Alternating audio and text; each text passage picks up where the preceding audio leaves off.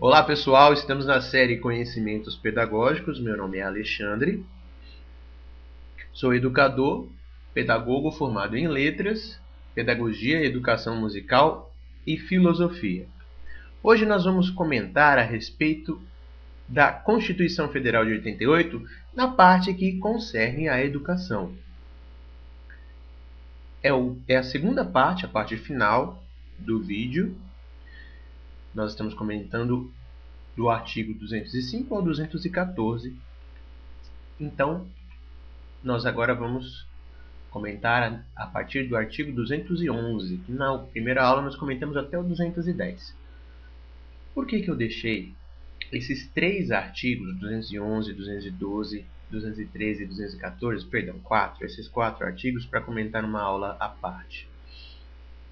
Porque cai muito em concurso público essa parte, sobretudo a ligação que essa parte tem com a LDB, e é uma parte que gera muitas dúvidas, ok?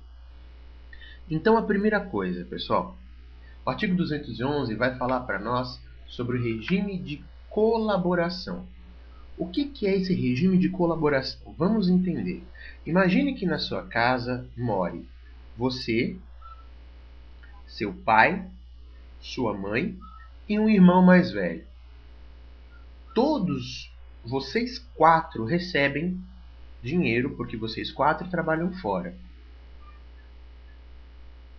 É necessário que seja construído um banheiro. Esse banheiro vai ser usado por todos, ou direta ou indiretamente, todos vão se beneficiar desse banheiro. Sendo assim, cada um vai colaborar com a parte que puder. Quem pode mais colabora com a maior parte, quem pode menos colabora com a menor parte. Como a casa pertence ao seu pai, ele vai ceder o terreno. Imagine que você seja pedreiro, por exemplo. Você vai entrar com parte do dinheiro, vai entrar com a mão de obra, enfim.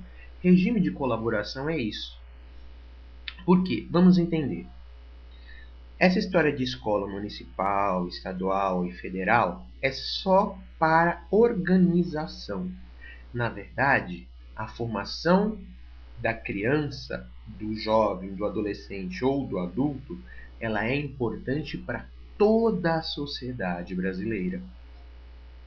Então, o que acontece? A Constituição divide as responsabilidades, porque se ficar solto, cada um faz o que quer, como era antigamente, vira uma bagunça. As escolas acabam não tendo quem responda por elas. Então ficou assim.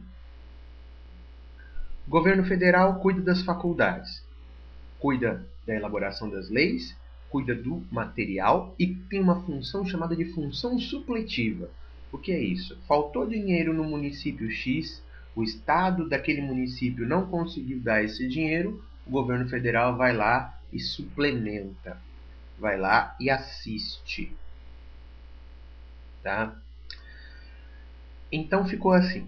O governo federal cuida do ensino superior, das poucas instituições de ensino médio, fundamental e infantil federais que ainda existem algumas, mas são pouquíssimas no território todo. E cuida o quê? Cuida da formação dos professores, da formação continuada, da elaboração das leis, da elaboração das portarias, enfim, cuida disso tudo. Por exemplo, Lei de Diretrizes e Bases, diretrizes educacionais nacionais, tudo isso é de responsabilidade do MEC. O IDEB, que é um exame nacional, né, para medir a educação, um exame para medir como que está a qualidade da educação. Quem cuida disso é o MEC. Enfim, o MEC tem essa função de administrar o grosso. Os estados vão entrar com o quê? Os estados vão entrar cuidando principalmente da educação básica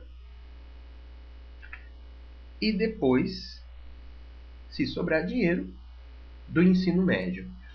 A partir como a lei agora já garante a progressiva universalização, essa parte da lei vai mudar também, certo? Então, o que acontece? O Estado ele tem a obrigação de manter o ensino fundamental, que é dos 4 aos 14 anos, daqui a algum tempo dos 4 aos 17, e o município tem a função de manter a educação obrigatória e a educação infantil em regime de colaboração. Como que funciona então? Vamos imaginar, por exemplo, que se constrói um conjunto habitacional na sua cidade, certo? Para o Estado ir lá, comprar um terreno, construir uma escola, colocar professor, ampliar o sistema, demora muito. Então, por causa do regime de colaboração, é muito mais interessante, muito mais inteligente que a prefeitura vá, adquira o terreno, entre em contato com o Estado, peça as questões legais, planta, enfim, tudo aquilo que for necessário. E se a prefeitura não tiver dinheiro, e geralmente não tem, porque as prefeituras, por causa da municipalização do ensino, elas costumam não ter dinheiro para construir prédio. Se a prefeitura não tiver dinheiro, ela vai pedir uma suplementação para o Estado. Se o Estado não tiver dinheiro, vai pedir uma suplementação para o MEC. Mas até chegar no MEC demora muito, então geralmente se resolve isso antes. E essa escola vai ser de quem? Quem que vai tomar conta? Os professores vão ser de qual rede? Bom, convém que, sendo uma escola infantil, seja da rede municipal. Se for uma escola de fundamental nível 1, rede municipal. Fundamental nível 2, rede municipal. Só se for de ensino médio, que é obrigatoriamente o ensino, a rede estadual que toma conta. A não ser em cidades grandes, em cidades que têm uma arrecadação muito boa, como São Paulo, Campinas, Florianópolis, enfim. Essas cidades grandes, essas metrópoles, elas têm condições de manter escolas de ensino médio. Mas no restante do Brasil, em mais de 4 mil municípios, quem toma conta do ensino médio são os estados. Ok? Porque é a obrigação do Estado, a obrigação primeira do Estado. Sobrando dinheiro, aí sim. Um município pode tomar conta de uma faculdade? Pode, desde que sobre dinheiro. A obrigação é manter o ensino básico funcionando. O ensino básico compreende o aluno dos 4 aos 14 anos. E compreende também, a partir de 2014, como eu disse para vocês, vai compreender o aluno dos 4 aos 17 anos. Pois bem, continuando aqui. Veja bem, gente, o ensino regular, que é o quê? Que é aquele ensino na idade própria, dos 4 aos 14 e daqui a alguns anos, dos 4 aos 17. A gente chama de ensino regular. As outras modalidades de ensino, educação de jovens e adultos, educação para o trabalho, não são consideradas ensino regular. Isso quer dizer que não sobra dinheiro para esses ensinos? Sobra sim. Há dinheiro para isso. Os municípios que se organizam bem conseguem, por exemplo, manter, além da escola regular funcionando, um curso para pedreiro, um curso para pintor. Aliás, isso é extremamente importante que aconteça, viu? Se no seu município não tem, cobre sua prefeitura, cobre seus vereadores, porque isso abrange pessoas mais velhas e é uma educação que gera emprego imediato. Ajuda muito a combater a violência urbana, ajuda muito a combater o desemprego, enfim. São coisas extremamente inteligentes. Continuando aqui, então. O artigo 212 é o que mais os examinadores gostam de perguntar. Lembre-se, a educação ela tem uma porcentagem mínima de investimento. Não pode ser menos que isso. Então, o que acontece? O governo federal tem que destinar 18% daquilo que ganha em forma de imposto, em forma de, enfim, de todas as formas de arrecadação, e os estados e municípios 25%. Entendeu? 1/4 daquilo que o governo estadual e municipal recebe tem que ir para a educação e 18% do que o governo federal recebe tem que ir para a educação. Certo? E o Fundeb, né? O Fundo de Financiamento, né, de Suplemento da Educação Básica. O que é? Bom, esse fundo é um fundo muito inteligente, aliás, né, que serve para suplementar esse valor. Por quê? Porque num município pequeno, por exemplo, imagine um município que tem uma arrecadação pequena, mas que tem muitos alunos, tem muitas crianças, tem uma rede grande em comparação com o tamanho da receita do município. O que vai acontecer? O professor vai ganhar um salário de fome, os alunos não vão ter acesso a material. Para que isso não aconteça, o Fundeb vai entrar com um dinheiro para suplementar. É feito um cálculo, tá? Inclusive convém. O Fundeb é um termo um tanto quanto complicado de entender à primeira vista, mas depois depois que você entende a essência, você consegue compreender melhor esse raciocínio. Mas seria mais ou menos o seguinte: você tem uma obra para fazer na sua casa, mas você não tem dinheiro. Então alguém de fora vem, vê a situação da sua casa, vê o tanto de dinheiro que você tem e cobre o que está faltando. Você tem apenas 100 e precisa de 500. Essa pessoa vem e dá os 400. Seria mais ou menos isso. Por meio de uma conta, de um processo matemático, o governo calcula quanto vale cada aluno matriculado levando em conta uma educação de qualidade, levando em conta o salário dos professores, levando em conta, enfim, prédio, tudo isso. O governo municipal, então, faz as contas dele e verifica. Opa, está faltando tanto. O governo federal vai lá e dá o tanto de dinheiro que está faltando por aluno. É um fundo inteligente, tá? É um fundo que não precisa de uma gestão, os municípios mesmo que gerem isso por meio de conselhos, enfim. É uma coisa que quando o Brasil aprender a trabalhar com isso, vai ser muito valoroso. Ok? Continuando aqui então, pessoal. Então esses artigos agora vão falar especificamente do Fundeb, tá? Do Fundo da Educação Básica. Lembrando, a educação básica compreende educação infantil, educação fundamental, que é do 1º ao 9º ano, e ensino médio, do 1º ao 3º ano.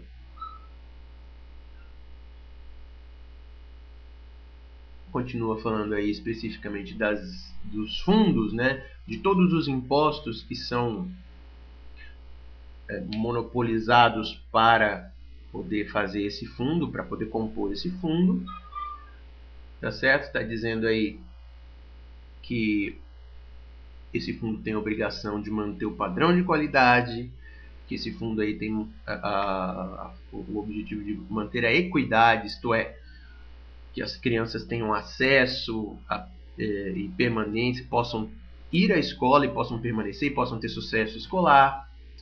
Então, tudo isso que a gente ouve falar, né? IDEB, essas provas todas, tudo isso tem o objetivo de quê? De fazer cumprir a lei. Tá? Aí agora o parágrafo 4 vai falar para nós do Programa Suplementar de Alimentação, dos recursos orçamentários. Ok? Isso quer dizer que se tem criança na educação básica matriculada, ela tem direito à merenda. Por quê? Porque faz parte do plano para manter a criança. A criança com fome não aprende. Né? E aí vai dizer também do salário educação. O que é o salário educação? O salário educação é um dos tantos impostos que são arrecadados no Brasil. E o salário educação ele é arrecadado única e exclusivamente para a educação básica. Tá? Vai ser descontado aí das empresas, enfim, do salário dos trabalhadores, coisas do gênero. Também falando a respeito do salário educação, que serve também para compor o bolo do Fundeb. E por fim, os recursos públicos serão destinados às escolas públicas, podendo ser dirigidos a escolas comunitárias confessionais ou filantrópicas definidas em leis que, bom, vai dizer aí, pessoal, que as escolas que não necessariamente são públicas, são confessionais ou são filantrópicas, são coordenadas por associações sem fins lucrativos. Essas escolas também podem se beneficiar do dinheiro público. Ok? Por exemplo, tem lá uma creche, ou melhor, tem lá uma associação que criou uma escola, essa escola dá merenda para as crianças, essa escola oferece algumas aulas. No regime também de colaboração, essa escola também pode entrar nesse bolo todo, certo? A grande vantagem dessa lei, pessoal, a grande vantagem da Constituição de 88 e depois da LDB de 96, 97, a grande vantagem dessas leis é que elas abrem o leque para que os sistemas sejam inteligentes, para que os secretários de educação municipais e estaduais, para que o MEC, enfim, para que as pessoas que fazem a educação acontecer na sala de aula, professores, coordenadores, enfim, comunidade, funcionários, ela abre um leque para que esse dinheiro, para que isso possa ser gerido de forma inteligente. Abriu o leque para que outras instituições possam colaborar na escola, certo? E veja bem, essas escolas filantrópicas, elas têm que provar que realmente são filantrópicas. Tá? Quando essa lei saiu, por exemplo, né, em 2006, quando houve essa mudança, muitas escolas que tinham título de filantrópica perderam, porque foi comprovado que elas, né, realmente tinham fins lucrativos. Continuando então.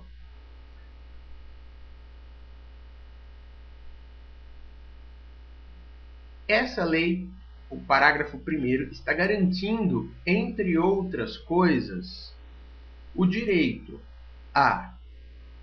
Veja bem, olha a importância que tem a educação básica. Se o aluno morar numa cidade onde não haja vagas, o governo tem a obrigação de pagar uma vaga para ele numa escola particular. Certo? E, de certa forma, é o que acontece no ensino superior. Essa lei específica não se refere ao ensino superior. Esse parágrafo não se refere ao ensino superior. Mas no ensino superior acontece uma coisa semelhante no ProUni.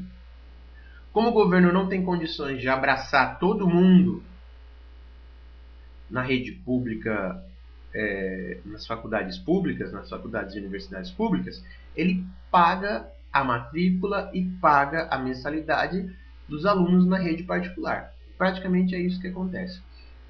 É o que vocês estão vendo aí. Eu, em 10 anos de educação, não tenho notícia de que isso tenha acontecido. Mas se necessário for, a lei abrange. Isto é, se você estiver numa cidade, não tiver vaga numa escola pública, você aciona o promotor e o promotor obriga o governo a pagar a sua matrícula e a sua mensalidade numa escola particular. Está dizendo aí, então, das atividades universitárias de pesquisa e extensão poderão receber apoio financeiro do poder público. De certa forma, está falando para nós aí do CAPES. Né? É a lei que vai dar aí abertura para ver o CAPES, que é um sistema que o governo criou para criar critérios para esses financiamentos, né? Para essas bolsas aí. E o 214, que é o último que fala a respeito de educação especificamente, vai falar do Plano Nacional de Educação. Tá? Esse Plano Nacional de Educação, pessoal, ele envolve tudo isso que a gente está vendo no cotidiano das escolas. Gestão democrática das escolas, provas, avaliações externas, curso de formação continuada para professores, cursos para os alunos no contraturno, escolas em nível em período integral, enfim, tudo isso faz parte do Plano Nacional de Educação. E qual que é o objetivo do Plano Nacional de Educação? As metas do plano são essas: erradicação do analfabetismo, universalização do atendimento escolar. Então, o objetivo final da lei brasileira é que dos 6 meses até os 17 anos de idade, todas as pessoas estejam matriculadas numa escola. Tá? Dos 6 meses aos 3 anos,